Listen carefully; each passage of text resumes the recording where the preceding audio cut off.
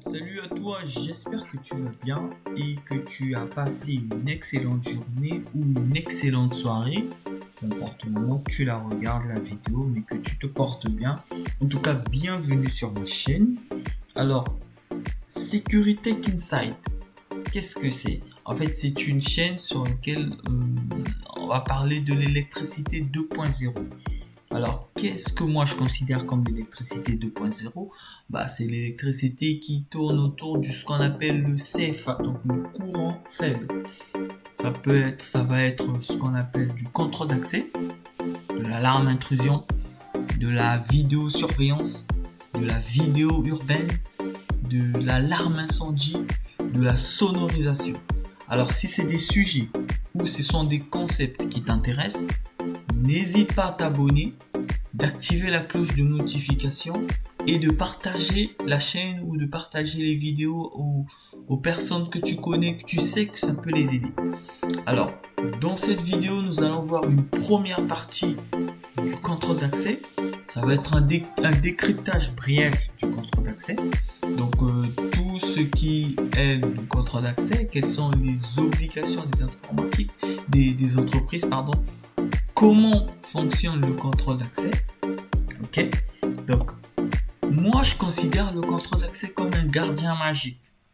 Ce gardien peut être une personne, donc un être humain, une serrure super spéciale, donc du matériel, ou même un code secret, donc un logiciel. Et ce gardien s'assure que seules les personnes que tu connais vraiment bien et en qui tu as confiance peuvent entrer chez toi. Donc dans ton entreprise, dans ton ERP, dans ton ERT, dans ton IGH. Donc ERT, c'est établissement recevant des travailleurs. ERP, établissement recevant du public. IGH, immeuble de grande hauteur. Alors, qu'est-ce que les entreprises ont le droit? Alors, chaque entreprise a une obligation vis-à-vis de la loi parce que l'entreprise ne peut pas faire les choses comme elle le veut. Merci la France. Donc, la mise en place d'un système de contrôle d'accès doit respecter la loi informatique et liberté. La loi du 6 janvier 1978 stipule que toute entreprise qui met en place puis qui gère un fichier informatisé de données nominatives est tenue de le déclarer. La direction doit donc obtenir l'accord de la Commission nationale et informatique et liberté formulaire CERFA. Donc les entreprises, à chaque fois qu'ils collectent tes données, que ce soit des travailleurs, sont dans l'obligation de déclarer l'ensemble des fichiers qu'ils ont collectés au sein de la Commission nationale informatique et liberté. Sinon, voilà. Donc ça, c'est ce que les entreprises ont le droit de faire, sont dans l'obligation de faire. Voilà. Maintenant, comment fonctionne le contrôle d'accès? Alors, il y a plusieurs façons de fonctionnement du contrôle d'accès. Ici, nous allons parler de différentes manières, de différents systèmes de fonctionnement du contrôle d'accès. Tout d'abord, on va commencer par le classique, depuis la nuit des temps, le système du gardiennage.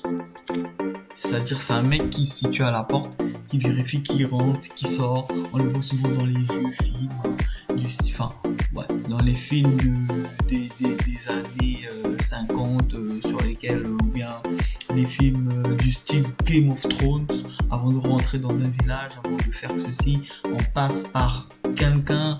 Il y a un gardien qui contrôle est-ce que tu peux rentrer. On en trouve aussi en préfecture. Donc c'est pour vous dire que depuis la nuit des temps, le contrôle d'accès, il a toujours existé. Voilà. Donc il est là, il contrôle, il vérifie est-ce que tu as bel et bien un rendez-vous, si c'est en préfecture ou en mairie, ou bien si c'est à la banque par exemple, la dame de l'accueil ou le mec de l'accueil, vérifie bel et bien si tu as un rendez-vous ou pas. Et tu as aussi un système avec les moyens mécaniques, c'est-à-dire c'est une porte qui t'empêche de passer. On en trouve un tout petit peu partout. Est-ce qu'on a des transports en commun, on a des tourniquets, on a des portes battantes. Si on n'a pas payé notre passe Navigo ou bien notre carte Tisséo, on n'a pas l'autorisation de traverser, de passer pour prendre notre train. Donc, ce système mécanique nous fait un obstacle pour passer, quoi. Voilà. Et ça, c'est aussi un système. Alors, pour passer une porte qui a un système de contrôle d'accès, nous avons besoin de deux autres systèmes. Donc nous avons un système dit d'identification ou d'authentification. Je m'explique. Un système d'identification, on n'est pas sûr que c'est nous.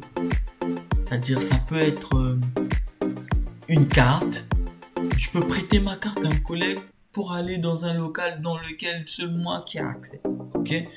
Par contre, un système d'authentification, c'est un système dans lequel je suis sûr que c'est moi. Lecture biométrique, lecture de la rétine, des yeux. Donc c'est sûr, ou bien visionnage d'une vidéo, c'est sûr que c'est moi qui rentre. Tu vois ? Et dans les systèmes d'identification, je l'ai dit tout à l'heure, tu as la lecture des cartes, tu as le code, le code que tu rentres pour rentrer dans le bâtiment. Donc, tu as plusieurs types de cartes. Et en ce qui concerne les codes, tu en as aussi un bon paquet. En fait, en fonction de la prod, de la programmation, il y a un nombre de caractères spécifiques au code. Voilà. Et ensuite, tu as les systèmes d'authentification. Dans les systèmes d'authentification, je le disais tout à l'heure, tu as la lecture de la rétine des yeux. Tu as la lecture de l'empreinte digitale. Les authentifiants, on l'utilise même quand on voyage. Notre passeport, quand on remet au sein de monsieur de l'immigration ou bien de la police des douanes, je ne sais rien, il doit vérifier est-ce que l'empreinte concorde et est conforme à l'empreinte qui est enregistrée dans notre passeport. Et oui, même pour la lecture des rétines, bon, c'est moins utilisé de façon c'est plus utilisé dans les grosses enseignes, dans les laboratoires par exemple, dans les gros labos qui font les médicaments, ils sont obligés dans l'obligation de pouvoir mettre des systèmes à lecture de la rétine. C'est vraiment pour authentifier que c'est la bonne personne qui rentre dans le local. Voilà. Là, c'est le système d'authentification ou d'identification. Alors, ça, c'est un système, c'est un fonctionnement général du contrôle d'accès. Comment ça marche? Alors, tu as d'abord les identifiants ou l'authentifiant. Une fois qu'une personne se pointe à une porte ou veut passer, va s'identifier ou s'authentifier, et toutes ces informations vont aller au niveau d'unité de traitement. C'est le serveur, c'est la centrale qui va gérer toutes les informations et en fonction de la prod, va donner l'accès à la personne qui s'est authentifiée ou non. Ça, c'est si la personne a été enregistrée dans la base de données.